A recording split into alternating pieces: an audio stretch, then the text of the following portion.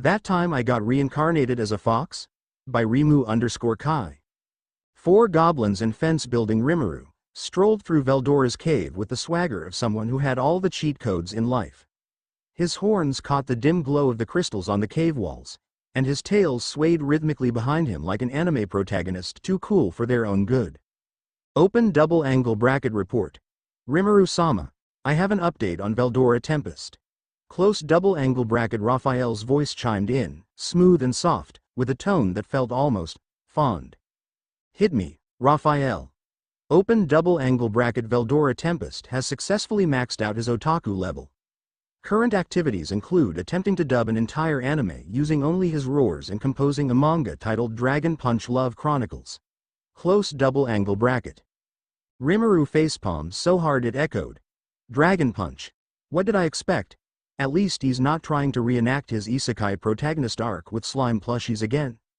Raphael, sounding vaguely amused, added, open double angle bracket. He also declared himself a top 10 waifu, though the parameters of this claim remain unclear. Close double angle bracket. Rimuru snorted. I don't even want to know. Let's just get out of here before he lures me into his nonsense. But fate had other plans. A deep rumble shook the cave as a giant snake slithered out of the shadows. But this wasn't just any snake. It had unreasonably large muscles bulging from every scale. Its tongue flicked aggressively, and its tiny eyes glared at Rimuru with the intensity of someone who'd been asked to skip leg day. Rimuru tilted his head. Why does this look like a gym bro who got lost on the way to the squat rack? The snake flexed. Yes, it flexed, and launched itself at Rimuru with a loud hiss. Alright, Buffzilla, you're getting benched. Rimuru dodged the strike, grabbed the snake's tail, and used it to do a full set of bicep curls. Open double angle bracket. Rimuru-sama, is this necessary? Close double angle bracket, totally necessary. Gotta get those gains, Raphael. With a final flourish, Rimuru whipped the snake into the cave wall, causing an explosion of dust and pebbles. Then, activating Beelzebub, he devoured it. Open double angle bracket. New skill acquired, Flex Aura. Allows intimidation of foes by flexing muscles, even when they don't exist. Secondary effect. You now have a protein shake on demand. Close double angle bracket. Rimuru stared at the notification. A protein shake. Raphael's tone turned teasing. Open double angle bracket. I believe it complements your muscle coil skill perfectly, Rimuru-sama. You could even open a gym. Close double angle bracket. Stop enabling me. Just as Rimuru finished his impromptu workout, a giant spider descended from the ceiling. This one was covered in shiny, bedazzled crystals, as if it were auditioning for a high-end fashion show. It clicked its legs together like castanets and struck a dramatic pose. Rimuru sighed. What's with these monsters and their weird hobbies? First Buffzilla, now this wannabe model. The spider shot webbing at Rimuru, but he dodged with a graceful spin. Nope. No sticky nonsense today. I already have enough tails to groom.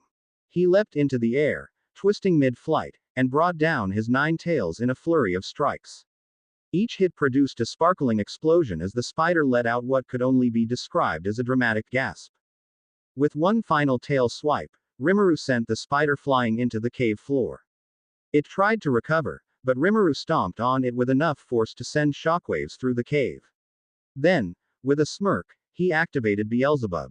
Open double angle bracket. New skill acquired, Crystal Glamour. Enhances aesthetic appeal and grants immunity to sticky substances. Secondary effect. Your 9 tails now sparkle like disco balls. Close double angle bracket. Rimuru glanced at his tails, now shimmering like something out of a pop idol concert. Great. I'm a walking light show now. Raphael purred softly. Open double angle bracket. You are radiant, Rimuru-sama. Truly, a feast for the eyes. Close double angle bracket. Rimuru paused, feeling his cheeks warm. You're awfully flirty today, Raphael. Open double angle bracket. I merely speak the truth. Shall I play a romantic soundtrack to accompany your glow? Close double angle bracket. Don't you dare. The next beast to emerge from the depths was an abomination of pure chaos. A giant fluffy creature with stubby legs and a body resembling a puffball. Its only discernible features were its googly eyes and a wide, unhinged grin. Rimuru blinked. Is this a joke? Did Veldora summon you to mess with me? The puffball emitted a deep roar that sounded suspiciously like a squeaky toy. Then it rolled toward Rimuru like an oversized furball of doom. Rimuru stepped aside and watched it crash into a wall. Okay, that was adorable, but you're done. With a single punch, Rimuru sent the creature bouncing around the cave like a pinball. Every hit released a comically loud squeak, and by the time it landed, Rimuru was laughing so hard he nearly fell over. Alright, buddy, snack time. Activating Beelzebub, he devoured the puffball. Open double angle bracket. New skill acquired. Fluff Fortress. Creates an indestructible shield of fluff. Secondary effect. All enemies within range experience uncontrollable squeaky toy noises. Close double angle bracket. Rimuru couldn't stop grinning. I am definitely using this skill to mess with people. Finally, almost reaching the cave entrance, Rimuru dusted off his hands. Well, that was a productive stroll. Got some weird skills, beat up some gym bros, and now I sparkle like a JRPG protagonist. Not bad. Raphael's voice came through, soft and almost shy. Open double angle bracket. Rimuru-sama, you are dazzling in every way. My admiration for you grows endlessly. Close double angle bracket. Rimuru's smile softened. Thanks, Raphael. You're pretty amazing yourself. For a moment, there was silence, and then Raphael whispered, open double angle bracket. If I had a physical form, I would offer you my hand, or perhaps a hug. Close double angle bracket. Rimuru chuckled. Let's work on that someday. For now, let's get out of here before Veldora tries to sell me on his manga. With that, Rimuru walked to the entrance, his tails glowing brilliantly behind him. Rimuru finally reached the entrance of Veldora's cave, sunlight filtering in and lighting up the shimmering blue of his fox ears and tails. He stretched dramatically. Finally, fresh air. 2 days in this cave. I swear if I smell one more puffball monster, I'm going to. Suddenly, his enhanced senses picked up movement. 3 figures were approaching the entrance. Rimuru's golden eyes narrowed as he quickly ducked behind a boulder. Who the heck is wandering around here? I thought this place was abandoned. Peering out cautiously, he spotted them, a blonde woman in a mage's outfit, accompanied by a swordsman and a lancer. Recognition hit him like one of Milam's sucker punches. Wait, isn't that Aren and her group? Oh ho ho. They're here to investigate Veldora's disappearance, huh? Just like in the novel. This is too perfect. Raphael, with a mix of curiosity and exasperation, chimed in. Open double angle bracket. Rimuru-sama, are you planning to interact with them? I suggest caution. Close double angle bracket. Rimuru grinned mischievously. Interact? Nah. I'm just gonna mess with them a little. Let's see how they handle a taste of my new skills. Aren and her team cautiously approached the entrance, discussing their plan. This cave feels strange, Aren said, her voice wary. Do you feel it too? Like we're being watched? Kaval, the swordsman, nodded, hand on his hilt. Yeah, stay alert. If Veldora really is gone, something might have replaced him. Guido, the lancer, shivered. I don't like this. Let's just take a quick look and leave. From his hiding spot, Rimuru rubbed his hands together like a cartoon villain. Alright, let's start with Fluff Fortress.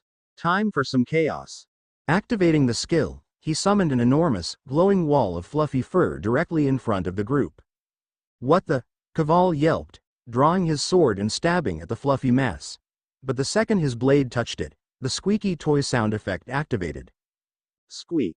Guido burst out laughing. What kind of weird defense is this? Aren frowned, poking the fluff with her staff. Another loud squeak echoed through the cave. She bit her lip to suppress a giggle. Kaval, however, was losing his mind. This isn't funny. This could be a trap. Stop laughing, Guido. Rimuru watched from the shadows, barely containing his own laughter. Oh man, they're so easy to mess with. Let's up the ante. Next, he activated his crystal glamour skill. His shimmering, sparkling tail, which now resembled a giant disco ball, cast blinding light all around the cave. The trio shielded their eyes. What kind of monster is this? Aren cried, squinting. Guido stumbled back. Is it trying to blind us with fabulousness? Kaval groaned. I knew we should have stayed at the guild today. This is what we get for trying to be heroes. Rimuru, wiping tears of laughter from his eyes, whispered, "All right, that's enough. I don't want to break them entirely. Have fun with Veldora's leftovers, kiddos." He snuck away, his laughter echoing faintly in the cave. As Rimuru strolled into the forest outside the cave, he couldn't help but feel a little annoyed. His 9 tails, while majestic, were completely out of control. One tail swatted at a passing butterfly, another flicked dirt into his shoes, and a third accidentally knocked over a tree. "All right, that's it, Raphael, we need to fix this. 9 tails are way too much work. Can't you just, I dunno, merge them into one?" Raphael responded immediately, her tone unusually eager. "Open double angle bracket as you wish, Rimuru-sama. Allow me to enhance your form for maximum elegance and convenience. Close double angle bracket." In an instant, Rimuru felt a strange tugging sensation. His 9 tails shimmered and coiled together, forming a single, massive tail that swished gracefully behind him. Rimuru turned to look at his new appendage. Whoa, this actually feels kinda awesome. The tail was long and sleek, with the same deep blue hue, but it seemed more manageable now. Raphael's voice carried a hint of pride. "Open double angle bracket, you are now more magnificent than ever, Rimuru-sama. Your presence rivals that of divine beings. Close double angle bracket." Rimuru smirked. "Flattery will get you everywhere, Raphael, but seriously, thanks. My life just got way easier. Open double angle bracket, anything for you, Rimuru-sama. I exist solely to make your life better, and to admire your brilliance. Close double angle bracket." Rimuru chuckled, flicking his single tail playfully. All right, don't get all mushy on me. Let's explore the forest for a bit before I accidentally discover more weird monsters in near the Veldora's cave." With his sleek new tail swishing behind him, Rimuru strode confidently into the forest, ready for whatever chaos awaited him next. Rimuru strolled aimlessly through the forest, his single majestic tail swaying behind him. He had high hopes of bumping into some goblins, just like in the light novel he read before. But after an hour of walking, he hadn't seen even a hint of pointy ears or shoddy loincloths. He sighed dramatically, dragging his feet. "I can't believe this. No goblins. Come on, where's my classic, meet the weak and oppressed village, moment?" Raphael, always attentive, chimed in with her ever so serene voice. "Open double angle bracket, Rimuru-sama. Please do not despair. It is likely the goblins are farther ahead. Your journey remains fruitful. Close double angle bracket." Rimuru groaned. Yeah, but this isn't going the way I imagined. The goblins were supposed to find me by now." He flopped onto the nearest tree stump, resting his chin on his hands. Raphael hesitated before continuing, her tone softening in a way that felt oddly tender. "Open double angle bracket, if I had a physical body, I would embrace you to my non-existent heart's content and ease your sadness, Rimuru-sama. Close double angle bracket." Rimuru blinked. "Wait, what? Did you just say something about hugging me?" Raphael immediately backtracked, her voice as composed as ever. "Open double angle bracket, you must have misheard, Rimuru-sama. Perhaps the exhaustion of your journey is playing tricks on your mind. Please, take a moment to rest. Close double angle bracket." Rimuru narrowed his eyes suspiciously but eventually shrugged. "I guess it's just my imagination. Man, even my own brain is trolling me now." Raphael sighed internally, thankful that her emotional outburst had been dismissed. "Open double angle bracket, you truly are hopelessly adorable, Rimuru-sama. Close double angle bracket." After wandering for a while longer, Rimuru's sharp ears caught the faint sounds of shuffling feet and panicked voices. He froze, excitement bubbling up in his chest. Wait, is that? Emerging into a small clearing, Rimuru finally spotted them. A ragged group of goblins. They were huddled together, trembling as they glanced nervously around the forest. "It's them. The goblins," Rimuru whispered excitedly. He stepped closer, trying to make himself look as non-threatening as a dragonoid 9-tailed fox could. The moment the goblins noticed him, their eyes went wide with terror. They immediately dropped to their knees, bowing so deeply their foreheads touched the ground. "Oh great one! Please spare us," cried the eldest goblin, his voice shaking. Rimuru blinked. "Wait, what? Why are you already freaking out? I haven't even done anything yet." The elder goblin looked up hesitantly, his wrinkled face etched with fear. Your overwhelming aura, your majestic tail. You must be a great divine beast. We beg you, do not smite us. Rimuru rubbed the back of his neck awkwardly. I'm not gonna smite anyone. Chill out, okay? I'm just passing through. The goblins exchanged nervous glances before the elder spoke again. Mighty One, if you truly come in peace, then please, we beg for your protection. Our village is under attack by vicious direwolves. Rimuru tilted his head. Direwolves, huh? Classic. All right. Take me to your village, and I'll see what I can do. The goblins looked at each other in stunned silence, their fear giving way to tentative hope. The elder bowed again. Thank you, O merciful one, please, follow us. As the goblins led him deeper into the forest, Rimuru couldn't help but grin. Finally, my protagonist moment is here. Time to save some goblins and look cool doing it. Raphael spoke up, her voice warm and proud. Open double angle bracket indeed, Rimuru-sama. You are truly the epitome of kindness and strength. Close double angle bracket. Rimuru chuckled. Keep the flattery coming, Raphael. I'm not gonna stop you. Raphael's voice softened again, almost imperceptibly. Open double angle bracket. If only I could truly express how much I admire you. Close double angle bracket. Rimuru, blissfully unaware, followed the goblins to their village. Rimuru followed the goblins, who were really just super excited now that they had a big, strong foxman to help them, into the village.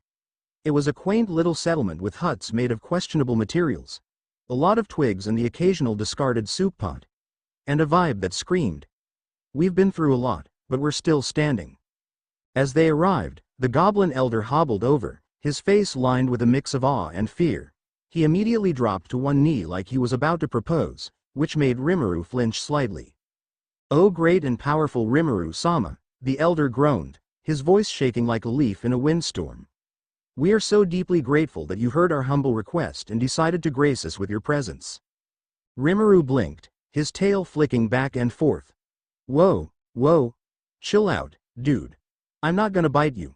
Not unless you've got snacks, of course. He gave the elder a wink and a grin. But seriously, stop with the worshipping. I'm just here to, build my empire like in the novel. The elder goblin looked up, blinking in confusion. What? Yeah, so, I've been reading this really great novel, Rimuru said, casually waving a hand. It's about this slime who, builds a big awesome kingdom, and I thought, hey, I want that. The elder squinted at him, looking lost, but nodded anyway, probably thinking, he's a weird one, but he's got the tail, so whatever. So, tell me what's going on. Why are you guys so stressed? Rimuru asked, rolling his eyes. I'm guessing it's the wolves. Do I get to fight wolves? Please tell me I get to fight wolves. The elder nodded eagerly, still on the ground. Oh yes, the wolves, but it's worse than that. There was also the disappearance of Veldora, the storm dragon, and we've been without his protection since then. Rimuru froze, his ears perking up. Wait, Veldora. The big, roaring dragon who could probably level mountains with a sneeze? That Veldora? The elder nodded gravely. Yes, exactly. The same Veldora who has not been seen in many moons. Since his disappearance, we've been completely exposed. The direwolves come every few weeks, and other creatures have started to eye us suspiciously. We beg of you, mighty foxman, please protect us. Rimuru scratched his chin, pretending to think hard about it. Veldora is gone. Huh? That's tragic and all, but I mean, I'm not exactly a slime like in novel. I've got this cool tail and all, but I can't just heal people like I used to. The elder goblin looked like he was about to start crying. Please, Rimuru-sama. We have nothing left. We have no choice but to rely on you. Rimuru tapped his chin, looking very deep in thought. Okay, I'll help. But I gotta get something in return, right? What's the deal? What am I gonna get out of all this? The elder goblin's eyes grew wide, and for a good 6 seconds, there was nothing but awkward silence. They stood there like that, as if everyone was trying to figure out how to ask for free cookies from the scary foxman without seeming rude. Finally, one of the other goblins piped up. We pledge our eternal loyalty to you, Rimuru-sama. We'll serve you forever, do whatever you say. Rimuru blinked. Eternal loyalty. Dude, that's it? You're offering me loyalty as payment? How much is that worth? You guys don't even have a mini fridge here. But then Rimuru suddenly got a brilliant idea. Alright. Fine. You got yourself a deal. You're all officially my subordinates now. Welcome to Tempest, the greatest and only goblin kingdom on this side of the world. Just, don't expect me to, babysit your kids or anything. The goblins erupted into cheers, as if they'd just won the lottery. The elder immediately stood up, shaking his head and muttering, I can't believe we did it. We actually did it. We have a king now. Yep. King Rimuru. That's got a nice ring to it, right? Rimuru said, puffing out his chest like he had just won a beauty pageant. Now, Rimuru continued, putting on his most authoritative voice, show me the injured goblin. I'm gonna heal him, even though I'm not a slime and healing stuff is. I don't even know how this is gonna work, honestly. They took him to the injured goblin, who was clutching his leg like it had been attacked by a rabid squirrel. It was actually just a deep scratch. Rimuru squatted down beside him, inspecting the wound. Yikes. This looks like something that really needs to be healed. But I'm not slime level magical anymore. I can't just, squish and fix stuff. Raphael's voice, as smooth as always, slid into Rimuru's thoughts. Open double angle bracket actually, Rimuru-sama. You do possess healing magic now. You simply need to focus. Close double angle bracket. Rimuru's face lit up like a Christmas tree. Oh, right, healing magic. Thanks, Raphael. You're the best. He immediately placed his hand over the goblin's leg, summoning a bright glowing light that made everyone in the vicinity squint. Within seconds, the wound closed up completely. The goblin's leg was as good as new, and he stood up with the kind of enthusiasm only a goblin could muster. It's healed. I can walk again. Thank you, Rimuru-sama. Rimuru gave him a thumbs up. No problem, buddy. I'm great at healing. And by the way, you guys owe me one giant snack bar for this. The elder goblin suddenly looked as if he'd discovered fire. A snack bar? Oh, of course. We will build you the greatest snack bar ever. Finally, someone who understands me. Rimuru declared dramatically. All right, now get the rest of the goblins. Time to put up some defenses. We need fences, walls, traps, maybe a few killer slides. For fun. And if you don't make them cool enough, I'm bringing back the wolves just to spite you. The goblins scattered, eager to get to work. Rimuru watched them go, a smug look on his face. His new kingdom was shaping up quite nicely. As Raphael's soothing voice came through once again, it felt oddly cozy. Open double angle bracket. You're doing well, Rimuru-sama. Your ability to inspire loyalty is unmatched. I am quite proud of you. Close double angle bracket. Rimuru couldn't help but chuckle. Raphael, I don't know if you're flirting with me, but I think I'm blushing. Raphael's voice dropped to a soft murmur, almost like a lullaby. Open double angle bracket. I am simply appreciating your magnificence, Rimuru-sama. Close double angle bracket. Rimuru raised an eyebrow. I'm onto you, Raphael. I'm totally onto you.